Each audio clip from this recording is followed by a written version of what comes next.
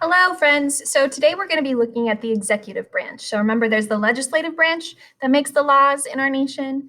There's the judicial branch, which interprets the laws and makes sure that the Constitution is being followed. And then the executive branch is the one that executes the laws or makes sure that they are followed. So the president is the head of our executive branch. However, the president does not really do all the day-to-day executing of the laws. The president is in charge of these different departments and then each of the departments, they have a head of the department usually, and then under them is all of their workers, and then the workers are the ones that actually carry out the laws. So here are the departments that carry out the laws, part of the executive branch. So first, these three were there from basically the beginning of our country, almost the beginning. So the Department of State, or the State Department is it's sometimes called.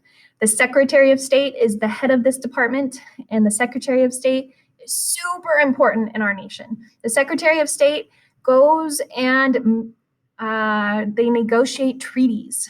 Our Department of State is the department that represents us during the United Nations Conference and has embassies around the world. So any of our foreign policy stuff comes from the Department of State.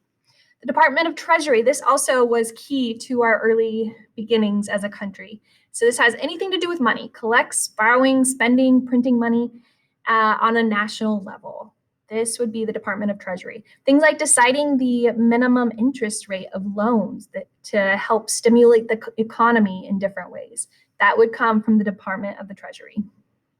Then there's the Department of Defense. It was actually called the War Department in the beginning, but they wanted to take the emphasis away from the war and put it more on the defense part. So these are our armed forces: the Navy, the Marines, the Air Force, the Army. And now we have a Space Force too. So these are all under the Department of Defense. So this is a big budget item, huge in our national budget. Then there's the Department of Justice. They're responsible for all aspects of law enforcement. So immigration laws, drug laws, anything that's on the national level, they enforce those laws. Then there's the Department of Interior. They manage and protect nation's public lands and natural resources.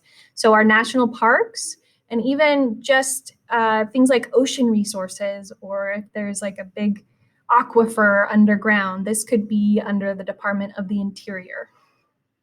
The Department of Agriculture. That word agriculture, that means farming. So it could be farming of animals or it could be farming of plants. But the Department of Agriculture is kind of in charge of helping them, both the farmers and the consumers of farm products.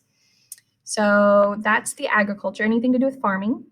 And then the Department of Commerce. Commerce means trade. So these people, they supervise the trade, they promote trade and U.S. businesses abroad.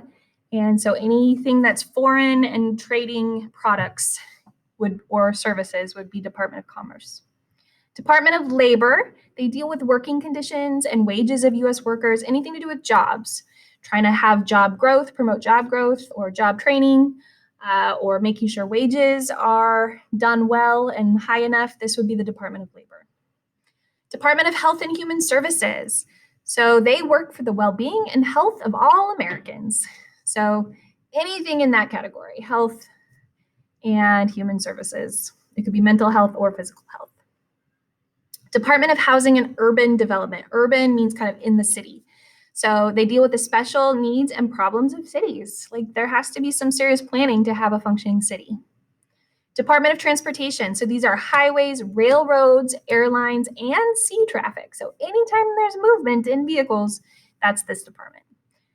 Department of Energy directs overall energy plan for the nation. So they have to make decisions based off of like renewable energy or using fossil fuels.